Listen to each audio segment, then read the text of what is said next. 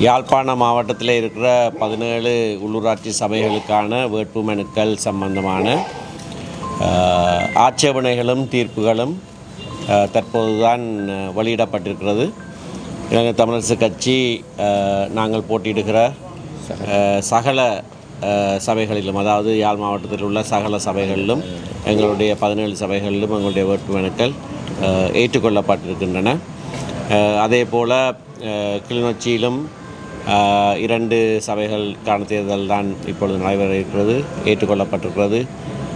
வவுனியா, முல்லைத்தீவு, திருகோணமலை, மட்டக்களப்பு ஆகிய மாவட்டங்களிலேயும் இலங்கை தமிழரசு கட்சியினுடைய சகல வேட்புமனுக்களும் ஏற்றுக்கொள்ளப்பட்டிருக்கின்றன. மன்னார் மாவட்டத்திலே மாந்தை மேற்கு சபையினுடைய வேட்புமனு மட்டும் நிராகரிக்கப்பட்டிருக்கிறது. அம்பாறையிலிருந்து இன்னும் எங்களுக்கு செய்தி வரவில்லை. 56 சபைகளிலே மொத்தமாக நாங்கள் வடக்கு கிழக்கிலே போட்டி போடுகிறோம். 55 இப்பொழுது ஏற்றுக்கொள்ளப்பட்டிருக்கும் என்று நான் நம்புகிறேன்.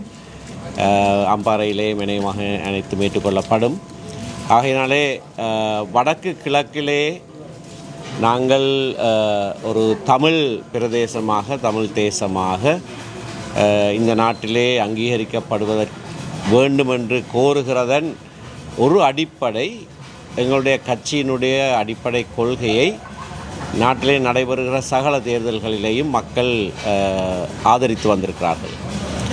ஆகையினாலே கடந்த பாராளுமன்ற தேர்தலிலே அதிலே ஒரு சிறிய பின்னடைவு ஏற்பட்டதான ஒரு தோற்றம் தென்படுகிற காரணத்தினாலும் இந்த சந்தர்ப்பத்திலே, நான் காலையிலே சொன்னதைப் போல, இந்த சந்தர்ப்பத்திலே எங்களுடைய மக்கள், வடக்கு கிழக்கு தமிழ் மக்கள் ஒன்றாக ஒரு கட்சியோடு சமஷ்டி கோரிக்கையை முன்வைக்கின்ற, தமிழ் தேசத்தை உறுதிப்படுத்துகிற இலங்கை தமிழரசு கட்சிக்கு ஒற்றுமையாக வாக்களிக்க வேண்டும்.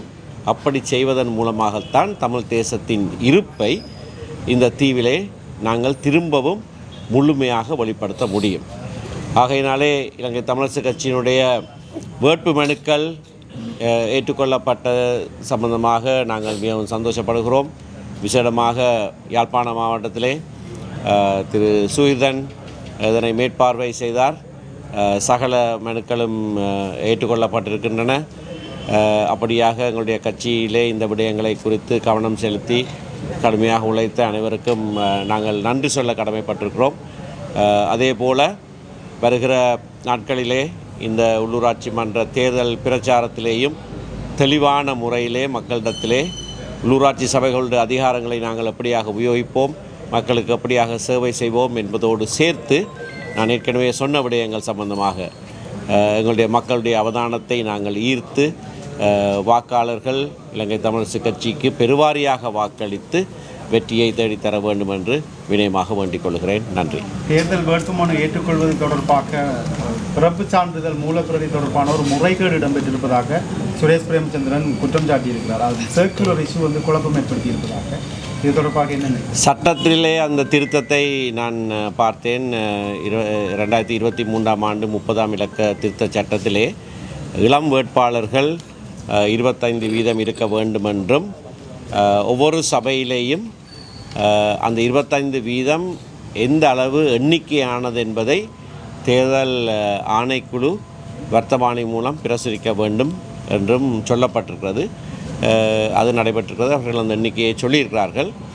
பிறப்பு சான்றிதழ் அல்லது பிறப்பு திகதியை எப்படியாக உறுதிப்படுத்த வேண்டும் என்று விவரமாக சட்டத்திலே சொல்வதில்லை. அது சுற்று நிறுவனங்களின் மூலமாகவும் வேறு அறிவூட்டல்களின் மூலமாக தான் செய்யப்படுகிறது.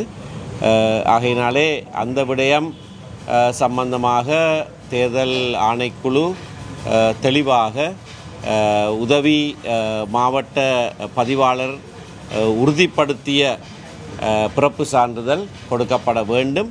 அப்படியாக பிறப்பு சான்றிதழ் இல்லை என்று சொன்னால் ஒரு சத்திய கடதாசி கொடுக்கப்பட வேண்டும் என்ற சுற்று நிருபம் எங்களுக்கு அனைவருக்கும் அனுப்பப்பட்டிருந்தது.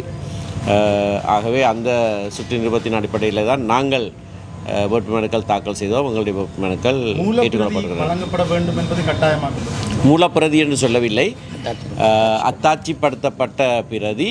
அந்த அத்தாட்சிப்படுத்துபவர் மாவட்ட மேலதிக மாவட்ட பதிவாளராக இருக்க வேண்டும் என்று சொல்லப்பட்டிருக்கிறது. சட்ட நடவடிக்கைக்கு செல்வதாக தீர்மானித்திருக்கிறார்கள். அது தொடர்பான சட்ட விளக்கங்கள் அவர்கள் தரப்பில் நியாயம் இருக்கிறதா அல்லது சரியாக?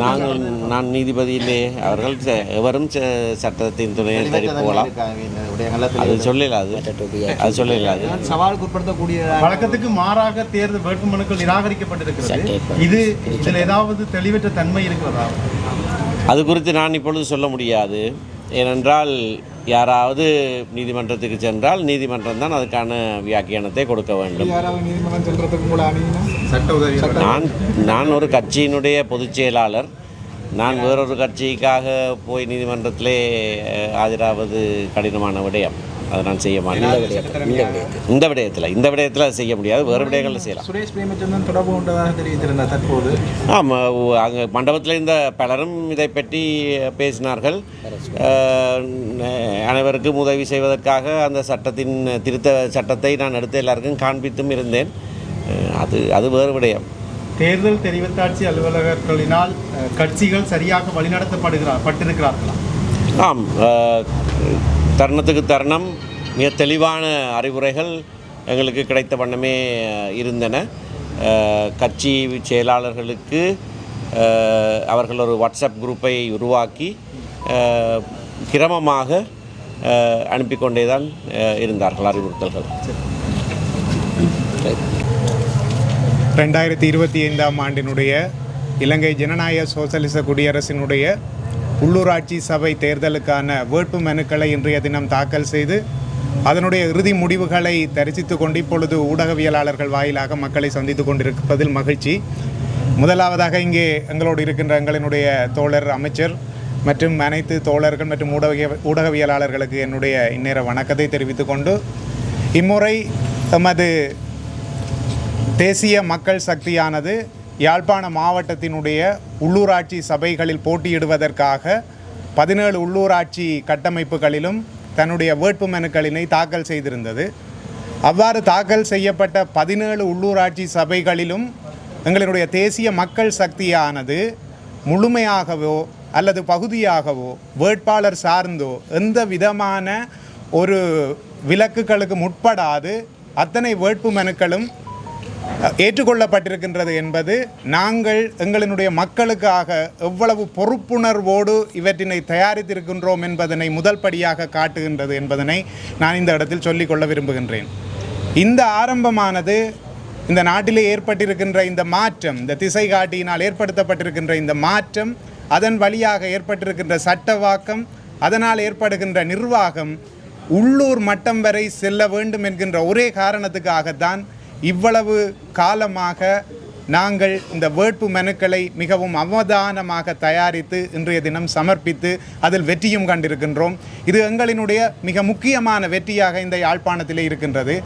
யாழ்ப்பாணம் என்பது ஒரு முகவரி மட்டுமல்ல, ஒரு அடையாளம் மட்டுமல்ல, அது ஒரு வரலாறு, அது ஒரு வாழ்வியல்.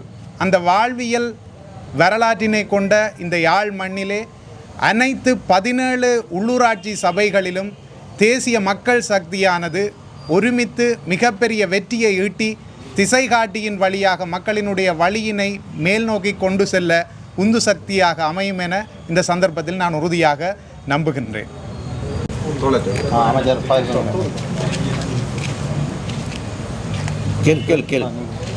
குறிப்பாக தற்போது வெளியில் வந்த ஜனநாயக தமிழ் தேசிய கூட்டணி உள்ளிட்ட சில கட்சிகள் தங்களுடைய வேட்பு மனுக்கள் திட்டமிட்டு நிராகரிக்கப்பட்டிருப்பதாகவும் இதில் என்பிபி சம்பந்தப்பட்டிருப்பதாகவும் தேர்தல் ஆணையகத்தினுடைய தவறான வழிநடத்தல் இங்கு தவறாக செயற்பட்டிருக்கிறார்கள் என்ற மாதிரியாகவும் இதற்கெதிராக வழக்கு தாக்கல் செய்ய போவதாகவும் சொல்லியிருக்கிறார்கள்.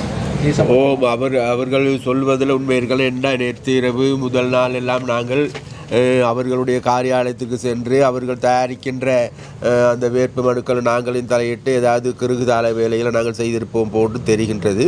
அதனால்தான் இதெல்லாம் சும்மா வெற்று கதைகள் வேண்டாம். யாராக எங்கள் மீது குற்றச்சாட்டுகள் முன்வைக்கின்றவர்களுக்கு எல்லோருக்குமே தெரியும், இது முதலாவது தடவை அல்ல. இந்த வேட்பு மனுக்கள் தாக்கல் செய்கின்ற முறைமைகள் தொடர்பாக, அல்லது இதில் இருக்கின்ற பெண் வேட்பாளரா அல்லது ஆண் வேட்பாளரா, இளம் வேட்பாளர்களா, அல்லது இவர்கள் எவ்வாறு இருக்க வேண்டும், எப்படி இருக்க வேண்டும் என்பது பல்வேறு விதமான கருத்துக்கள் வெளிவந்திருக்கின்றது. அது மாத்திரமல்ல, அறிவுறுத்தல்கள் வழங்கப்பட்டு இருக்கின்றது. இது எல்லோருக்குமே நன்றாக தெரியும்.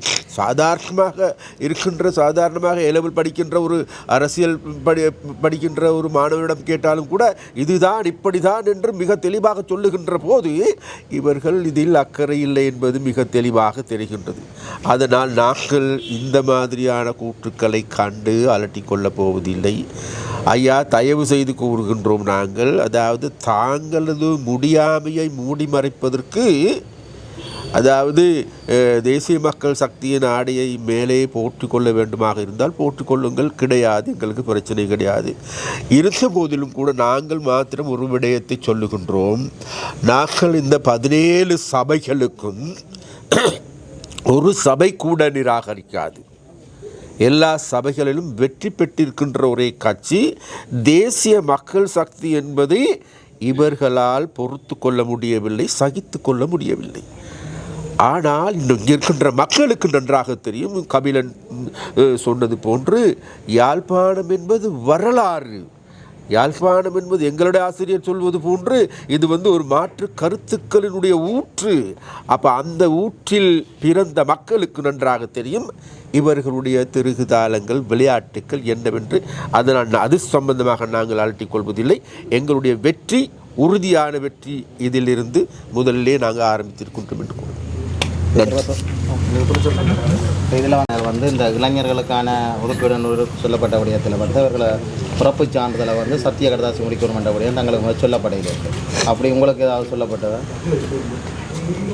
இல்லை, அவங்க எழுத்து தேர்தல் ஆணையகத்தில் இருக்கின்ற கடிதங்களில் மிக தெளிவாக சொல்லப்பட்டிருக்கு. அந்த அந்த அந்த அந்த அறிவுறுத்தலை பின்பற்றி தான் நாங்கள் தயாரித்திருக்கோம். அது அவர்களுக்கு வந்ததா இல்லையா, பார்த்தார்களா, கேட்டார்கள் என்பது எங்களுக்கு தெரியாது.